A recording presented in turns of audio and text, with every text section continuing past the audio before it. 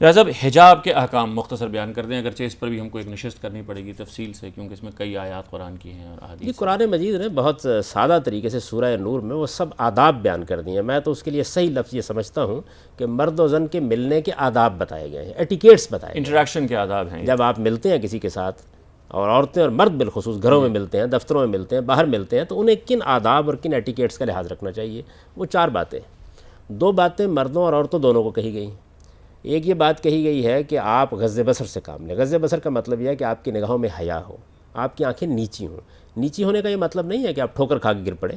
اس کا مطلب یہ ہے کہ وہ آپ کی نگاہ ہونی چاہیے جو خط و خال کا جائزہ لینے والی نگاہ نہیں ہوتی، پاکیزہ نگاہ ہوتی ہے، جیسے ہم ایک دوسرے کو دیکھتے ہیں تو ایسی نگاہ ہونی چاہیے۔ یہ پہلی بات کہی ہے، مردوں کو بھی کہی ہے، عورتوں کو بھی کہی ہے۔ دوسری بات یہ کہی ہے کہ انہیں اپنی شرمگاہوں کی حفاظت کرنی چاہیے، یعنی لباس بدکوارہ نہیں ہونا چاہیے، اپنی عفت کا لحاظ کر کے زندگی بسر کرنی چاہیے۔ وہ ایک جامع تعبیر ہے اس بات کی کہ اپنے لباس کے بارے میں اور اسی طرح سے ان معاملات کے بارے میں جو شرم کے معاملات وہ جو پوچھ رہی تھی کور کرنے کے معاملے میں، وہ لباس جو ہو وہ ڈھانپنے والا، ایسا لباس ہونا چاہیے جسم کو ڈھانپنے والا لباس ہو، نہ کہ ان کو نمایاں کرنے والا ہو۔ یہ بات مردوں کو بھی کہی گئی ہے، یہ بات عورتوں کو بھی کہی گئی ہے، دونوں کو الگ الگ خطاب کر کے ایک ہی الفاظ ہیں جن میں یہ بات کہی گئی ہے۔ 2 باتیں وہ ہیں جو عورتوں کو کہی گئی ہیں، صرف عورتوں کو۔ اس کی وجہ یہ کہ وہ معاملاتی عورتوں سے متعلق ہوتے ہیں۔ ایک انہیں یہ کہا گیا ہے کہ ان کا سینہ بھی شرمگاہ ہے، لہٰذا اسے بھی اپنی اوڑھنی سے اچھی طرح ڈھانپ کر رکھے، یعنی کوئی ڈھیلا ڈالا کپڑا ہو تاکہ نمایاں نہ ہو ان کا سینہ۔ اور آخری اور چوتھی بات ان کو یہ کہی گئی ہے، یا کہیے کہ خواتین کو دوسری بات یہ کہی گئی ہے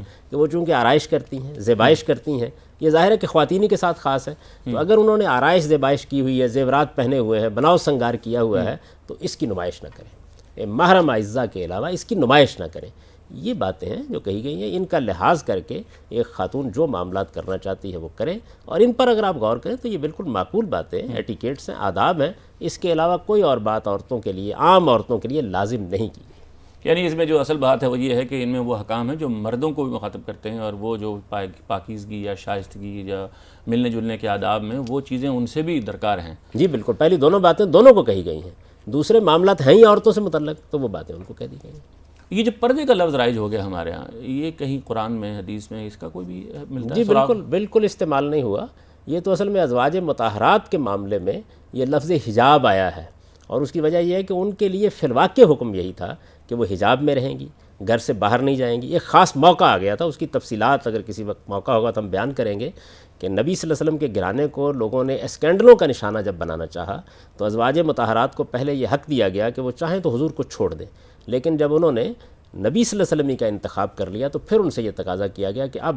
حضور کی سیرت کو محفوظ کرنے کے لیے، آپ کے گھرانے کو محفوظ کرنے کے لیے آپ کو کچھ زائد پابندیاں قبول کرنی ہیں۔ ان میں حجاب کے احکام ہیں۔ یہ سورہ احزاب میں یہ جی وہ سورہ احزاب میں بیان جو ہوا، خاص حضور کے خاندان سے، حضور کے خاندان سے متعلق ہے۔ اور ہمارے کچھ علماء ان کے خیال میں وہ جو آیات ہیں وہ عام مسلمانوں سے بھی ریلیٹڈ ہیں۔ جی بعض علماء اس سے استدلال کر لیتے ہیں کہ ظاہر ہے کہ وہ نمونہ ہے، تو اس لیے عام عورتوں کو بھی اس کی پابندی کرنی چاہیے، حالانکہ قرآن نے وہاں بالکل واضح کر دیا یہ بات کہ یہ رسالت مآب صلی اللہ علیہ وسلم کے گھرانے کے لیے ہے، ان کی کچھ خاص ذمہ داریاں ہیں، اور اس میں تو یہ بھی کہا گیا ہے کہ وہ حضور کے بعد کسی سے نکاح بھی نہیں کر سکتی، یعنی بڑے خصوصیات۔ نمونہ تو بننا چاہیے نا امہات المومنین کو، وہ اگر نمونہ کو ان کو کہا جائے تو وہ بہتر نہیں ہونا چاہیے؟ اس میں کیا شک ہے کہ بننا چاہیے، لیکن تو یہ خدا بتائے گا نا کہ کس معاملے میں وہ نمونہ بنانا چاہتا ہے اور کس معاملے میں نہیں بنانا چاہتا۔ کہ ہاں کوئی عورت اگر یہ کہے کہ چونکہ ان کے بارے میں یہ تھا کہ وہ خاوند کے دنیا سے رخصت ہو جانے کے بعد شادی نہیں کر سکتی، تو اس میں بھی ہمیں نمونہ بنا لینا چاہیے ان کو، تو یہ اللہ بتائے گا کہ کہاں آپ نمونہ بنائیں گے اور کہاں آپ نمونہ نہیں بنائیں گے۔ ان کے لیے یہ خصوصی پابندیاں ان کی خصوصی حیثیت کی وجہ سے لگائی گئیں، اور یہ پابندیاں جو ہیں یہ عام عورتوں پر نہیں تھی۔ اس کی ابتدا ہی یہاں سے ہوتی ہے کہ لستن کاحد من النساء، یعنی آپ عام عورتوں کی طرح نہیں ہیں، بلکہ پہلے انہیں انتخاب دیا گیا ہے، حق دیا گیا ہے کہ وہ چاہیں تو ایک عام عورت کی زندگی اختیار کر لیں، اس میں ظاہر ہے ان کے لیے وہی آداب ہوں گے جو ہم نے بیان کر دیے ہیں، لیکن اگر وہ حضور کے ساتھ رہنا چاہتی ہیں تو ان پابندیوں کو قبول کریں۔